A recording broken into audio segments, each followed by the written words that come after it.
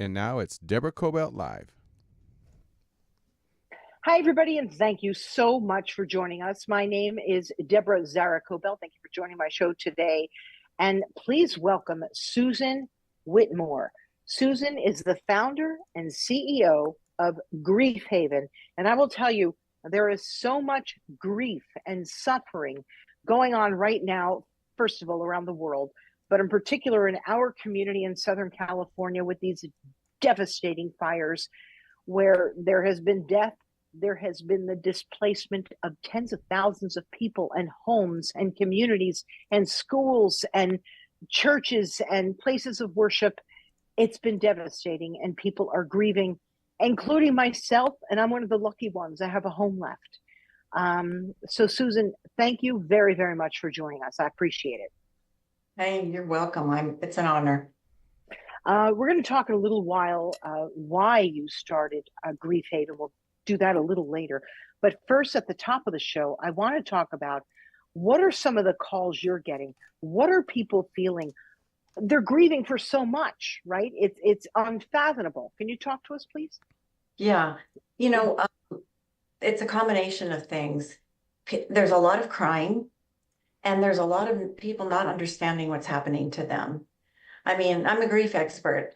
I understand grief. I've had big losses in my life. So I know the drill. We live in the Palisades, my husband and I. Fortunately for us, we did not lose our home, but I have well over 200 friends and climbing who did. Yeah. So one of the calls that I've been getting from people is like, you have to do something. People need you. And the other thing is people asking, what do I do with my children? Mostly people are just in survivor mode right now. I just spoke to someone this morning who told me a story about her 9-year-old son who was on the bus with his school. Marquez School burned down in the Palisades. And Marquez did a wonderful thing where they put all the kids in one, they're moving all the kids together into one place. He was on the bus and he thought he saw his sister walking through the Palisades. Of course, it couldn't have been her because no one's allowed in there. And right. He pried the doors open of the bus and went running after her. So, yeah. So there's a lot going on with families, a lot of people just trying to find a place to live. There's lines of people and a lot of crying. I ran into a dear friend of mine who's a big supporter of ours in a restaurant a few nights ago with her husband, and she took one look at me and burst into tears. And I started crying and she started crying. And then the four of us were hugging each other, crying, men, women, we're just all crying. So I think this is a very important issue that has not been addressed until, fortunately, you came along. Well, it's my pleasure. And may I say, your home survived while those around it did not, but your business did not survive, correct? That's correct. Our building burned down. Yeah. So you do so much work to help with other grieving people. And in a way, you're grieving yourself, but you're not really allowing yourself the time because there's too many people to help who are grieving for their personal belongings, which is a whole different sort of issue. I personally can't imagine. And I can't imagine people are probably just waking up saying, what do I do first? So for those of us here, how can we help them with that? What do you do first? Like, what can I do for someone? What should I say to somebody? How do you help them? Well, interesting. One thing, there are things to say and not say to someone who's lost everything. And they're not that much different than what I would tell you if somebody had lost a loved one, if somebody had died. One of the things I'm hearing a lot on TV is people saying, God saved my place. And I say to people, if you believe that, that's great, if that helps you. But to say that God saved your place is implying that God did not save all the other places. Yeah. And that's very hurtful to people. Another thing not to say is they're only things. They can be replaced. Even though that's true, things have memory to them. And there are people who have things that they can never replace. Those are the things people are crying most about the things that they lost. So what we tell people to say is just give people a hug, listen to them. Don't give them advice. There's so much fear mongering going on out there about the soot and ash. And I mean, we got to go in our place day before yesterday. My husband, we had one room that had a little soot and ash in it. And my husband picked up the keyboard and wiped it off. And my friend was so scared for us. I mean, now she's convinced we're going to have lung cancer. So people need to like just calm down, be very compassionate, empathic. And the first thing for them to do is to get their ducks in a row. Yeah. Make a list of what you need to do. Get your money, your FEMA money, and file your claim. And then make sure your children know that you love them and that they're safe, and that that hope and endurance is a really important aspect for children to hear from you. Also, another thing you can do for people when you see them is just say this: I am so sorry. Just like you said, Deborah, at the beginning, I can't imagine. I'm one of the lucky ones. And just leave it at that. And then just listen, let them talk. Yeah. You said get your FEMA money, file your insurance. That right there is very difficult. Are you helping people through that process? Not necessarily each step, because I don't really think that that's something you do, but at least help them to get the strength to be able to do that. In other words, how are you helping people with those very important steps, just to get to the next level? That's not something we do, of course. I really Right. struggling with it myself. I have to do 2 claims, one for my house and one for my business. But and it's a lot. I just direct people to the right places. But Okay. in terms of what their emotional, everything they're going through, a lot of people are feeling basically overwhelmed. They have this feeling of heaviness, like, I don't know what to do first, so they don't do anything. Or they're just, one person will be picking up the ball and running with it, and the other person is, kind of just stuck in place. And it's just a really good time to remember that endurance doesn't mean everything's going to be okay. It means, that life is good and that we'll get through this. And that's the message you want to send to your family too. But there are places where you can go and get this information. Unfortunately, I'm not one of them. In terms of the grief part of it and the emotion part of it, what is really important to me is that people know that what they're feeling and going through is normal, that they don't fight it. It's really important that they give their grief or their feelings, anger, sorrow, pain, that they give it a voice. And what I mean by that is that you get what's inside of you out. Give it an outlet. Maybe you're a crier. I am. So you would cry. Maybe for you it's exercising. Maybe it's doing something creative. Maybe it's helping somebody else. I mean, look at all the people that are coming from all over just because they feel like they have to do something. Right. Absolutely. What would help a person to sort of move to the next step, to being somewhat proactive, to getting things done? Are there certain steps? Like I think you told me off camera, especially for children, try and stay in your routine, right? So could you talk to us a little bit about kids and even adults too? Because how can we help the kids if we can't help ourselves? How can we manage to get on the path of being able to put one foot in front of the other, and then how can we help our children? I think it's the same for adults as it is for children. You need to get back to some sense of routine as soon as possible, or some aspect of what your daily routine would be. So for instance, let's say every morning you got up and took the kids to school, and then you went to the gym. Well, now the gym is burned down. So and you've got a lot on your plate. You don't have time to do this. And a lot of people are going back to work now. So they're feeling overwhelmed. They come home, the kids need help with homework. By the way, this is a really good way people can offer to help, is say, I'm a teacher. I can do the homework with your kids at night. I'd be happy to take your laundry and do it for you. People are going to laundromats and having to do their laundry. But wow, that's great. I'm glad you offered that, because I may not be a teacher, but I would absolutely help kids with their homework. And I certainly have a washer and dryer in my house, and I will reach out to friends of mine and say, "Do you want me to come pick up your laundry?" That's really, it's so simple things that we're not even thinking about, right? I'm thinking of where to bring my clothing, you know, to help, but I'm not really thinking of how I can help in other ways. So this is great. Keep going. so also, so for all of us, we need to, have some kind of, try to get back to some kind of normalcy, or first of all, it's going to be a new normal. When you go through a tragedy like this, your life will never be the same again. This will change you in many ways. In my work as a grief counselor, having lost my daughter, which you and we've talked about, I knew that my life would never be the same again without her. I mean, how could it be?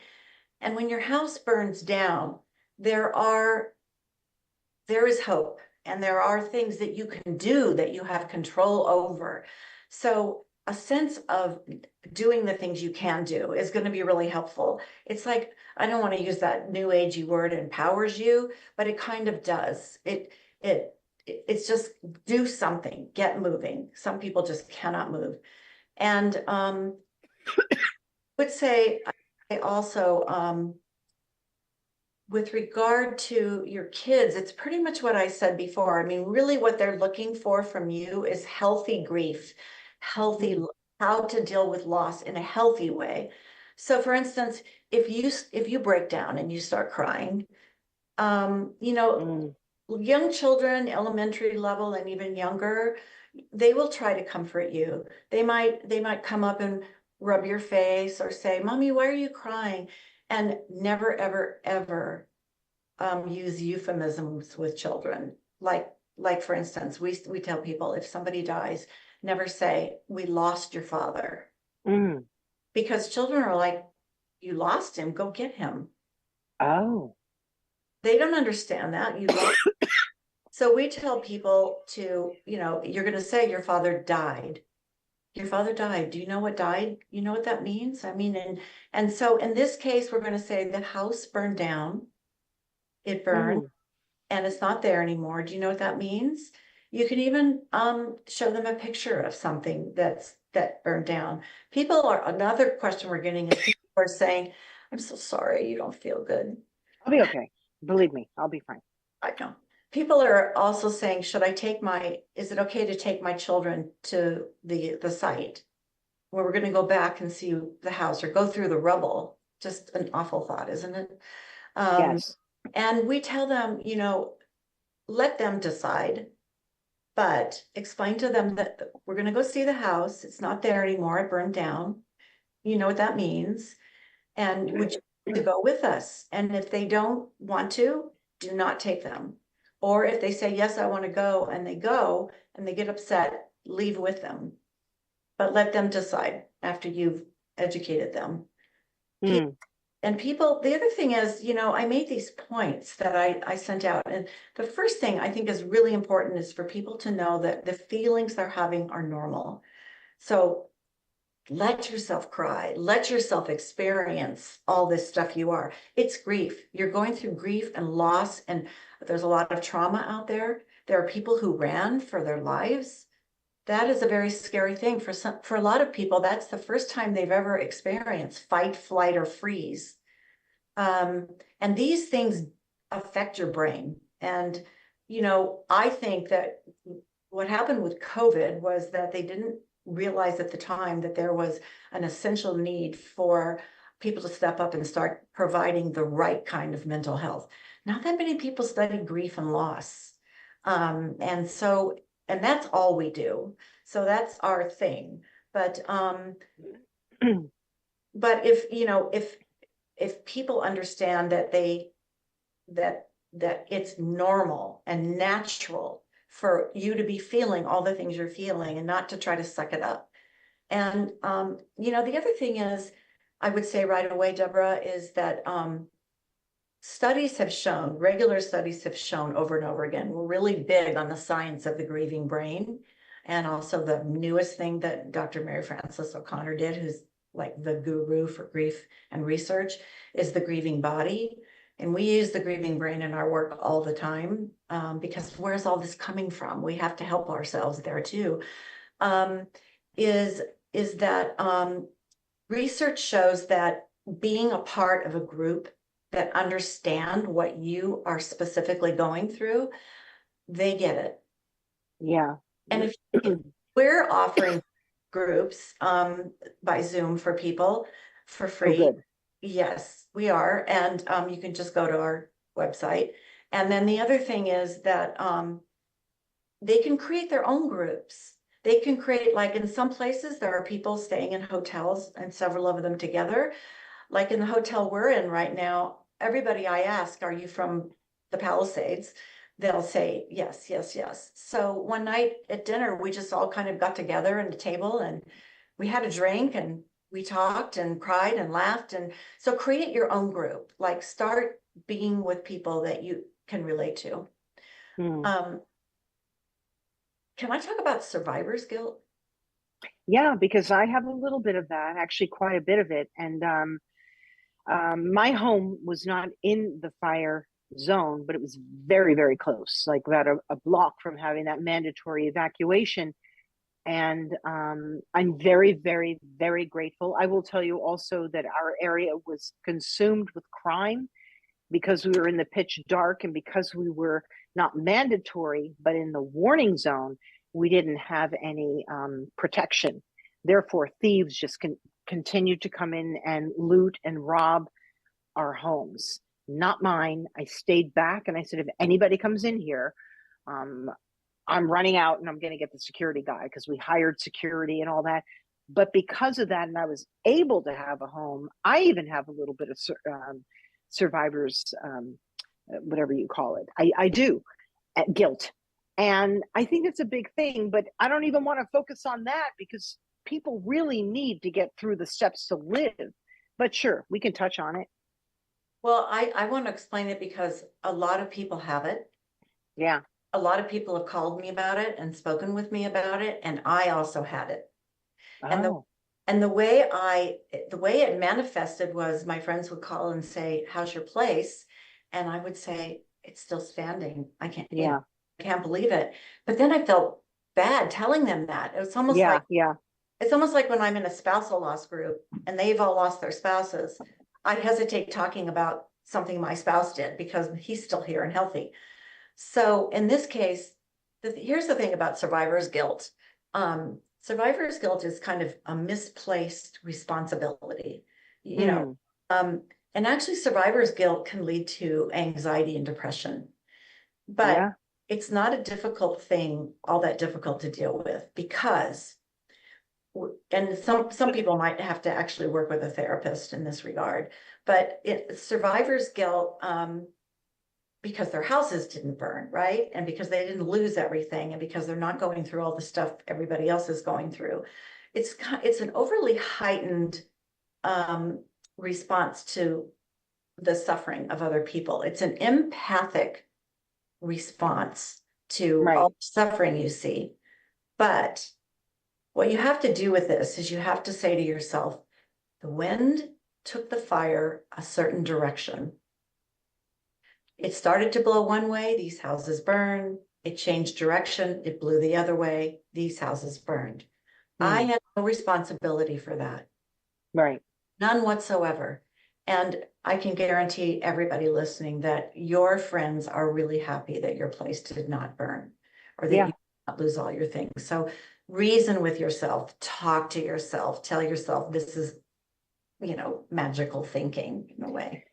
And this is also an opportunity for us to help other people. Like you feel better generally when you get out and help yourself and help other people. To continue to marinate in something, even if it's hard, even if you're struggling with depression over this, for me, the best thing is to just get out and help somebody. Like I wasn't feeling great about doing a show. I did 3 of them today, but I felt like something's going to help somebody. So it's my way of helping somebody else. Go through my closet, find gently used items that somebody might need, and give it to a place that's really going to separate it and put it to good use. Like if you put yourself to use, I think you feel a little better about things. I really do.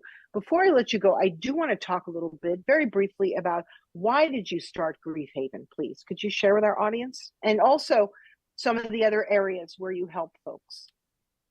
So in 2002, our beautiful daughter, Erica, died from, she was 32 years old and she had the flu, and it turned into a sinus infection, and that turned into a very rare stage 4 sinus tumor. Oh. I know, it's so rare. Well, we didn't have the wherewithal to be scared when we heard that, but yeah. So the entire Canadian medical system, which is where she was living, she was married and living in Canada, did not know how to treat this tumor. So we brought her back to the United States, and we found one doctor who said he could help. Anyway, she fought hard. We fought hard for a year, and she died a year later. Yeah. And I thought it was the worst. I thought that was the worst day of my life, and it was in some ways, but really the worst day was that next day when I woke up and realized she was not in this world and I would never see her again. And that's when the grief and the pain came flooding in. And there's no way to describe what that's like. It is unrelenting. There's no words. I love this one thing that, gosh, I never can think of his name. He said, when he was asked, what's his name? Mark Twain. Sorry. Mark, it's this quote that Mark Twain made after he lost his daughter, Susie. He was on the travel circuit, working after having a new book come out, and somebody said, "Mr. Twain, how are you coping? How are you doing since the death of your daughter?" And he said, "To describe how I'm doing would bankrupt the vocabulary of all languages." Ooh. And that is exactly what it's like. So a few months later, I had a dream, and I started thinking, before I went to sleep that night, I started thinking, my God, if I'm suffering like this and don't have the kind of grief support I really want, there must be millions of others too out there. And that's really how it started. It took a team of people. I always like to say it took a Palisades village. Yeah. So I have to change that one. Who got together, and we just started this organization. We put up a website, and I left my legal career and started studying grief and just became a grief expert. And we now get 2 million visits a year on our website. We provide grief support for all losses, even pets.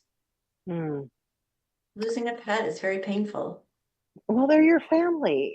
We're all family. You know, a pet is a family, certainly your children and your spouse and parents. And the fact that you've done this for so many, and now you're reaching out and asking people to reach to you who are struggling.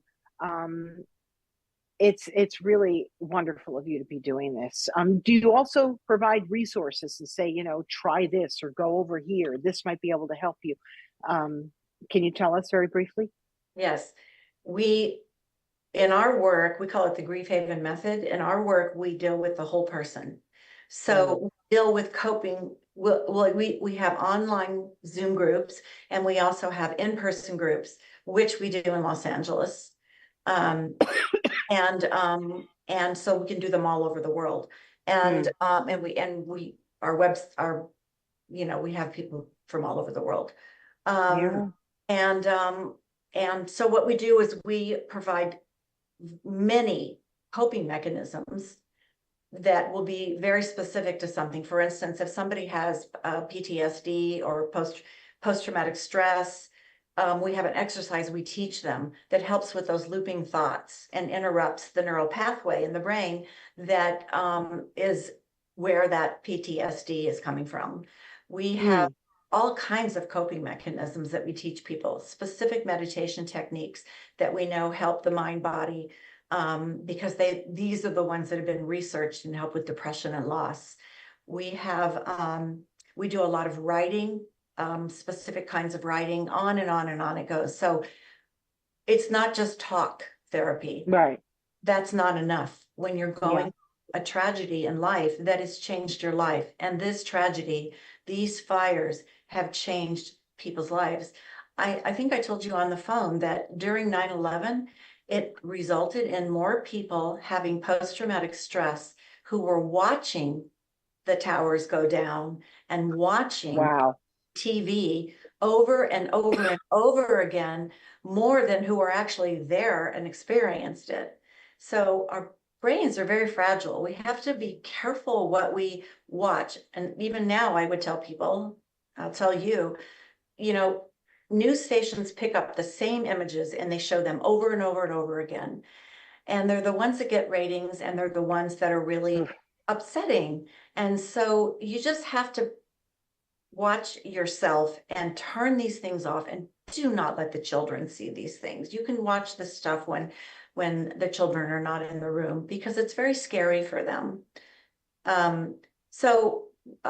We have a plethora of advice and coping mechanisms and things we bring. And our website is filled with everything imaginable. You could be lost in there for hours. There's Now You Know videos, which are little short vignettes on specific subjects, like what to say, what not to say to someone who's grieving. We have one on the greatest grief myths. I mean, for instance, most people don't know there are no stages of grief. If I could get that one, that would make me so happy. There are not 5 stages of grief. There are no stages of grief. Grief is a messy business all over the place. Kubler-Ross came up with the stages for people who were dying and knew they were going to die. That's why the very last stage for Kubler-Ross is acceptance. But in grief, we don't go through nice, neat stages. So there's a lot of grief myths. We have books we recommend. We have videos you can watch. We have a beautiful documentary film we did on losing a child that you can watch right on our website. We have a packet of hope that we send all over the world, and they're specifically put together for a person's loss.